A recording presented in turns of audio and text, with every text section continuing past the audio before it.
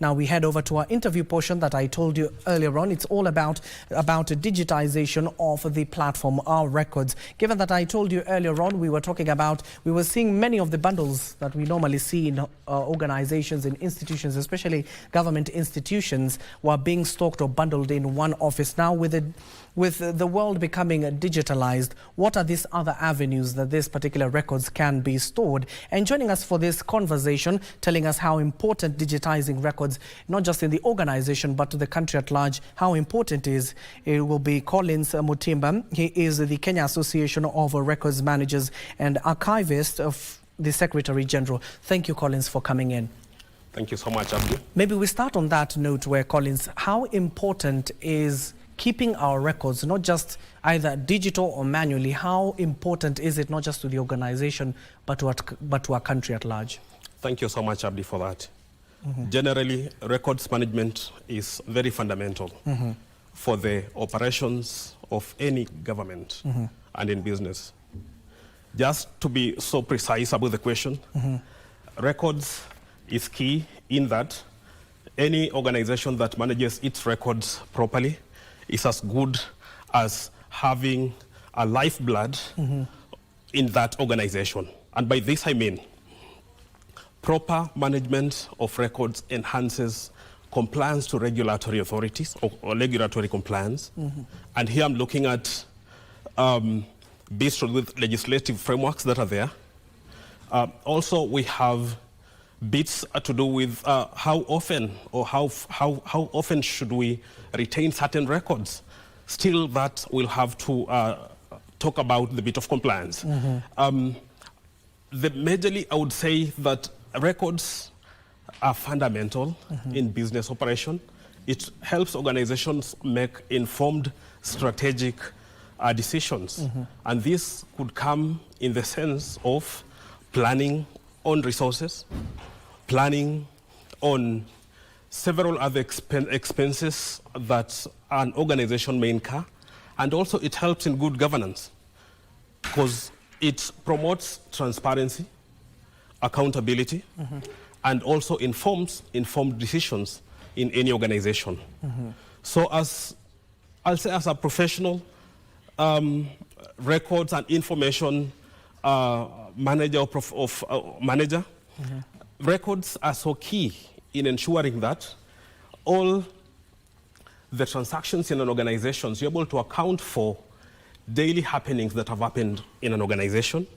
That's number one. Number two, through efficient records, you are able also to have accurate information which can be relied on when it comes to evidential issues within any organization. And that can help any industry be able to make very informed decisions within an organization. You know, there has been issues where we've had scenarios of disasters, risks in organizations. But we say, if you have proper records, proper information, and you have guys who have the authority to manage this information, sure, we'll be so confident that organizations' information cannot get lost. There are risks today, Abdi. You can have a scenario where you have your private information leaking to the public. What does that mean? All these things surround records management. There could be very confidential information that could get loose. There are scenarios as well where you can get information that is in the public domain without your knowledge. So what happens in that case? It calls upon proper records management, proper information governance, and this will be able to promote good governance, proper service delivery in any organization. So in a nutshell, that's what I can say, Abdi. Okay. And how are we looking as a country when it comes to record management, especially here in the country, and compared from the public to the private sector? Compare the two sectors.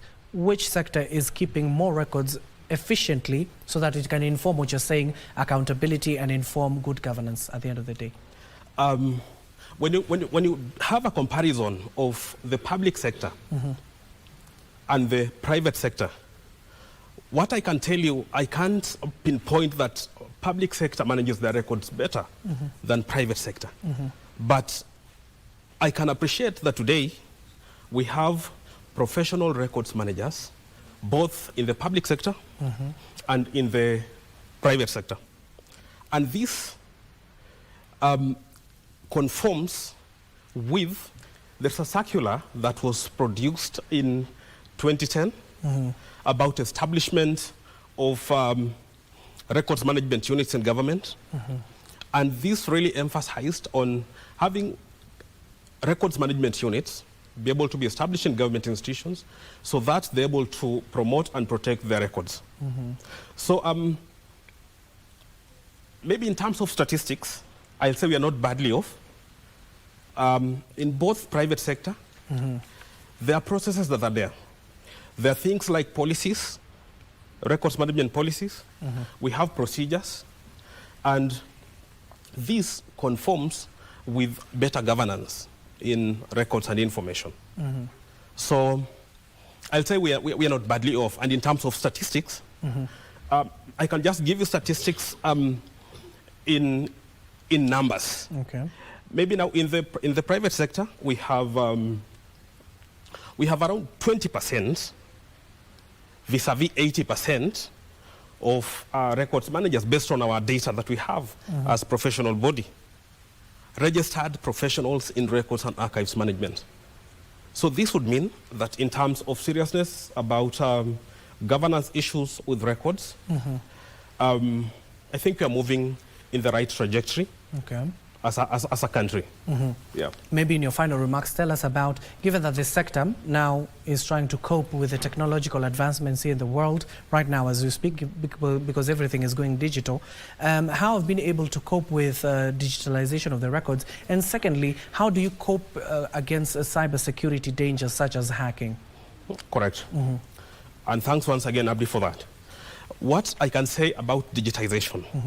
Digitization, first of all, it has brought in lots of opportunities in terms of creation of jobs.